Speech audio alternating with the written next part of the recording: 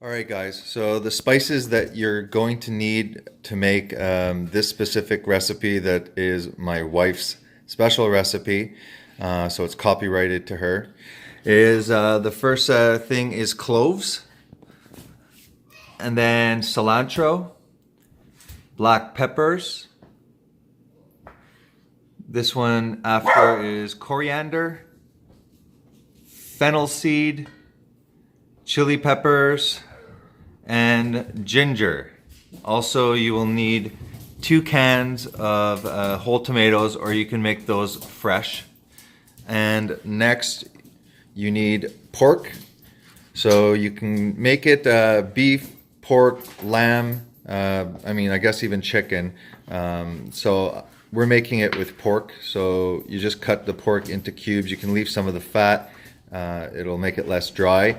And you can throw in some beef cubes if you like, and you could do this in a slow cooker too over a long period of time. That's going to make it really, tender. Okay, my wife says it makes it dry, so don't do it. This is her special recipe, and I'll take a picture of it also. So again, you need 2 cloves, thumb size ginger, 4 chilies, oil. Guys, make sure the oil is not the dreaded vegetable oil. So no sunflower, canola, vegetable oil. You want to use avocado oil or olive oil, but none of the man-made vegetable oils. I already have a video about why that is super unhealthy. So cilantro, 1 teaspoon of peppercorns, 4 cloves, 2 teaspoons of coriander, 2 teaspoons of fennel, 1 teaspoon of fenugreek seeds that we don't have right now, but you can add 1 teaspoon of that. All of these spices you're going to put in a frying pan, and you're just going to lightly toast them. Then after, you're going to grab all of those lightly toasted spices, and you're going to put it in a grinder to grind it into a powder. And then you're going to add the oil, basically throw in the meat and add all of these spices and simmer. So what, you cook it how long? I guess it says it here, doesn't it? And no, it doesn't really say. I usually cook it until it's the texture like the meat. Okay, I yeah. mean, some people like a harder meat. Some people like it falling apart. Some like it juicy. It depends. Yeah. On, So this recipe is wonderful for a keto you have to wait for all the lifestyle. flavors to blend in the Yeah, sauce no, also. exactly. So yeah, this recipe is great for keto because it's healthy oils and protein, 0 carbs. We used to make it with this Indian rice that was really good, but we're not using rice anymore. So we're going to what's it called with the cabbage? Punjabi. It's called Punjabi. So we're gonna, it's basically cabbage. So that's pretty keto friendly, low carb, nice proteins in there, and high fat. All right. Going to log off here. I'm going to shut off the camera, and next step I'm going to film.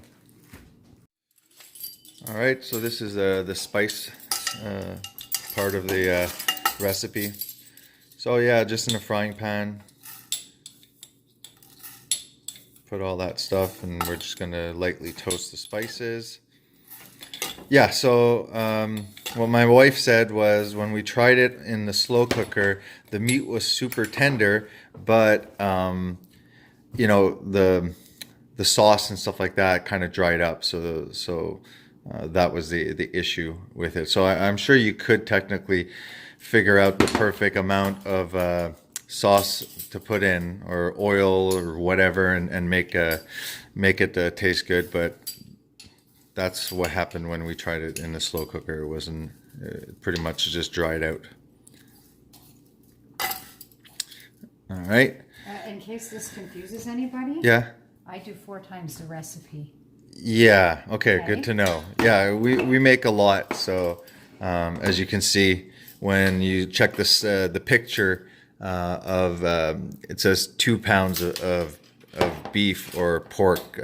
This is a lot more than 2 pounds. So this is one of my favorite dishes, actually.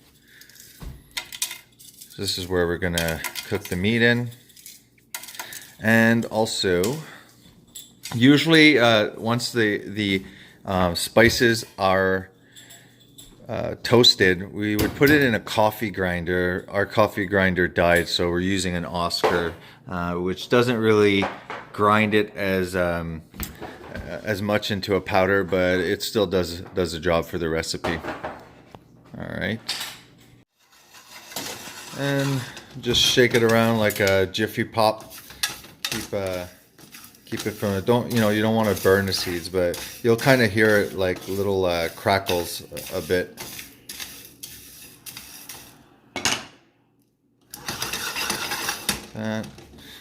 We're using olive oil, so put the olive oil in there, and we just kind of don't always measure, right? We just add some when we notice that it looks like there's not enough.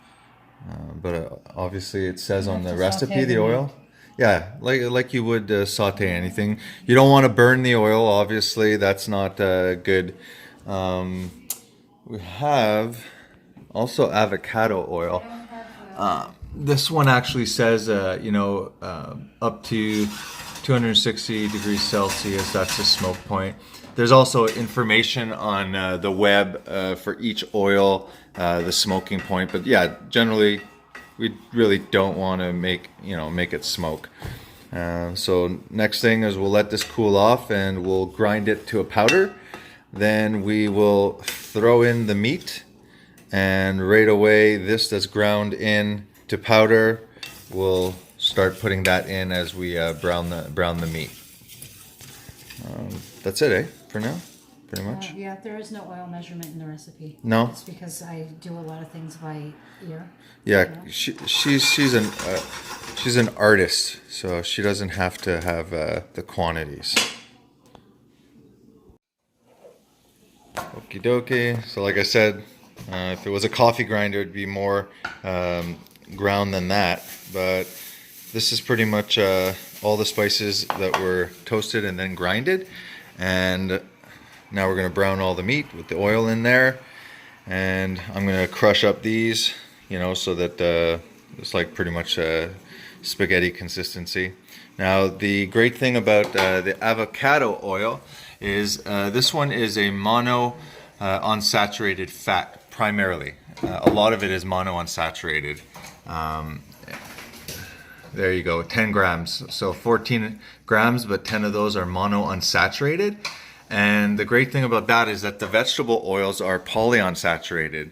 Let me show you the smoking point for this is 260 degrees Celsius. So in Fahrenheit, that's like a whopping 500 degrees Fahrenheit. So this avocado oil is awesome for cooking. It can tolerate very high heat as opposed to some of the other oils.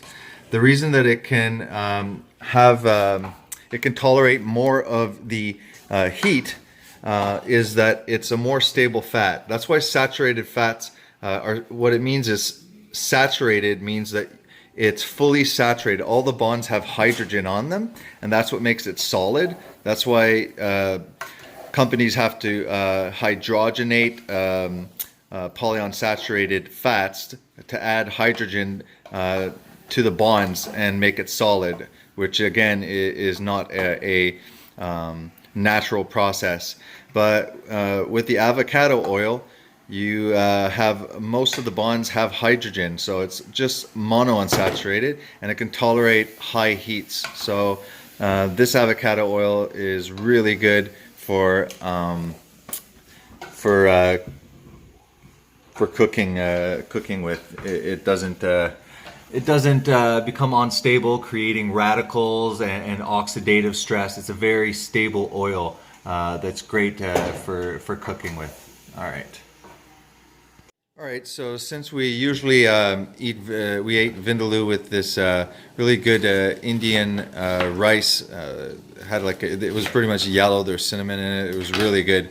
But now that we're going keto, we don't do that. So what we usually do as a side dish with this is Punjabi, which is pretty much a cabbage side dish. Here's the spices that go into there. And this is going to boil down until it's not watery anymore like this. This is the recipe, so I'm not going to go through all the steps for Punjabi. Maybe next time we make vindaloo, I can film the side dish.